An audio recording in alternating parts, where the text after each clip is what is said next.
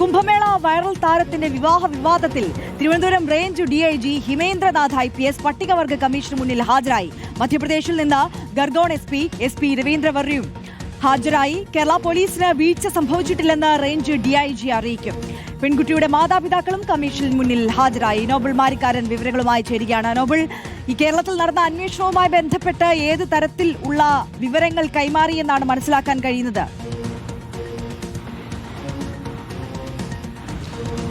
Arya, Kumbh Mela viral താരത്തിന്റെ വിവാഹം കേരളത്തിൽ വെച്ച് നടന്നതിന് പിന്നാലെ വലിയ വിവാദങ്ങൾ ഉണ്ടായിരുന്നു. പെൺകുട്ടിക്ക് പ്രായപൂർത്തിയായിട്ടില്ലെന്ന അടക്കമുള്ള നിരീക്ഷണങ്ങൾ പട്ടികവർഗ കമ്മീഷന്റെ ഭാഗത്ത് ഉണ്ടാവുകയും മധ്യപ്രദേശിൽ കേസടക്കം എടുക്കുകയും ചെയ്തിരുന്നു. ഏതാണെങ്കിലും സംസ്ഥാന പോലീസ് ഇപ്പോൾ ഇതുമായി ബന്ധപ്പെട്ട കാര്യങ്ങൾ പട്ടികവർഗ കമ്മീഷൻ അറിയിക്കുന്നത് വിവാഹം നടന്നതിൽ വീഴ്ച ഉണ്ടായിട്ടില്ല എന്നാണ്. Thiruvananthapuram range DIG Himendranath IPS ആണ് ഇക്കാര്യം ഇപ്പോൾ പട്ടികവർഗ കമ്മീഷനിലെത്തി അറിയിച്ചിരിക്കുന്നത്. DGPയുടെ നേരിട്ട് ഹാജരാകാനായിരുന്നു ഉദ്ദേശം ഉണ്ടായത്. പക്ഷേ തൃശ്ശൂരിലെ അപകടത്തിന്റെ പശ്ചാത്തലത്തിലാണ് തിരുവനന്തപുരം റേഞ്ച് IG എന്താണെങ്കിലും ഇവിടെ എത്തിക്കൊണ്ട് DIG എന്താണെങ്കിലും ഇവിടെ എത്തിക്കൊണ്ട് കാര്യങ്ങൾ ഇപ്പോൾ വിശദീകരിച്ചിരിക്കുന്നത്. പ്രധാനമായും പെൺകുട്ടി വിവാഹത്തിന് നൽകിയ ആധാർ, അതോടൊപ്പം പാൻ കാർഡുകൾ, ഇത് രണ്ടും യഥാർത്ഥ പാൻ കാർഡുകളും ആധാർ കാർഡുമാണ് എന്നാണ് ഇപ്പോൾ ഇതുമായി ബന്ധപ്പെട്ട കാര്യങ്ങൾ വ്യക്തമാകുന്നത്. അതേസമയം മധ്യപ്രദേശ് പോലീസിന്റെ ഭാഗത്തും ഇന്നിപ്പോൾ ഉദ്യോഗസ്ഥർ ഇവിടെ പട്ടികവർഗ കമ്മീഷനിൽ ഹാജരായിട്ടുണ്ട്. മധ്യപ്രദേശിന്റെ ഭാഗത്തുനിന്നാണെങ്കിൽ ഖർഗോൺ SP രവീന്ദ്ര വർമ്മയാണ് ഇപ്പോൾ ഹാജരായിരിക്കുന്നത്. പെൺകുട്ടിയുടെ മൊഴി രേഖപ്പെടുത്താൻ കഴിഞ്ഞിട്ടില്ല എന്നും അത്തരത്തിൽ പെൺകുട്ടിയെ അന്വേഷണം പൂർത്തിയായിട്ടില്ല എന്നുമാണ് മധ്യപ്രദേശ് പോലീസ് എന്താണെങ്കിലും ഇന്നിപ്പോൾ അറിയിക്കുക എന്നാണ് നമുക്ക് വിവരമുള്ളത്. പെൺകുട്ടിയുടെ മാതാപിതാക്കളും